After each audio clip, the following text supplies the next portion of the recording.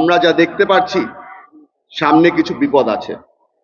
আপনারা জানেন 16 বছর ধরে আমরা বারবার করে একটা কথা শুনে আসছি, গুম খুন আর মামলা শেখ হাসিনার প্রিয় জিনিস।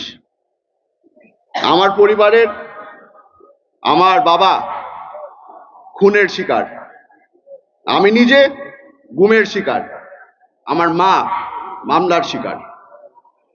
হয়তো এখানে অনেকেই আছেন আপনারা যাদের পারিবারিক অবস্থা প্রায় একই।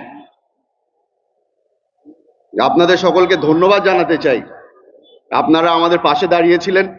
আমার মতো যেই পরিবারগুলার প্রায় ধ্বংস হয়ে যাওয়ার পর্যায়ে চলে এসেছিল, আপনারা সাহায্য করেছেন, পাশে দাঁড়িয়েছেন, আশ্রয় দিয়েছেন।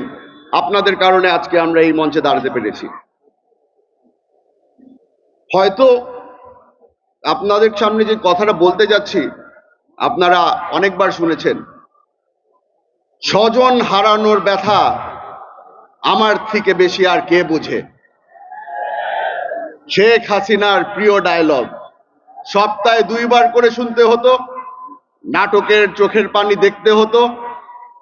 চেষ্টা করতো উনি বাংলাদেশের মানুষকে নরম করার। তবে আমরা এই নাটক অনেকবার দেখেছি, চিনে ফেলেছি তাকে। বাস্তবতা হচ্ছে টিভির পর্দায় এসে সেই নাটক করত, ঘরে গিয়ে ঠান্ডা মাথায় মানুষজনকে গুম খুন এই আদেশগুলা সে ঘরে বসে দিত। আপনারা আজকে এখানে এসেছেন কারণ আপনারা জানতে চান যে আগামীর বাংলাদেশ কিরকম হবে। আগামীর বাংলাদেশে আমরা যা দেখতে পাচ্ছি সামনে কিছু বিপদ আছে। আমাদের পাশের দেশ আপনারা দেখেছেন বারবার করে বলে অবৈধভাবে কিছু বাংলাদেশিরা ভারতে ঢুকে পড়েছে, তাদেরকে ভারত থেকে বের করে দিতে হবে। ক্ষমা করে দিবেন, তবে আমি তাদের সাথে একমত।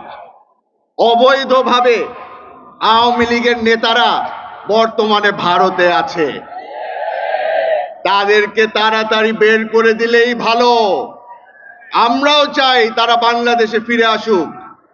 তাদেরকে কাঠগড়ায় না দাঁড়ানো পর্যন্ত আমার বাবার আত্মা শান্তি পাবে না। আপনাদের থেকে বেশি সময় নিব না, খালি এতটুকু বলে যাচ্ছি, আমাদের দলের পক্ষ থেকে, আমাদের ভারপ্রাপ্ত চেয়ারম্যান তারেক রহমান সাহেবের পক্ষ থেকে, বেগম খালেদা জিয়ার পক্ষ থেকে আপনাদের সকলকে ধন্যবাদ এবং আসসালামু আলাইকুম।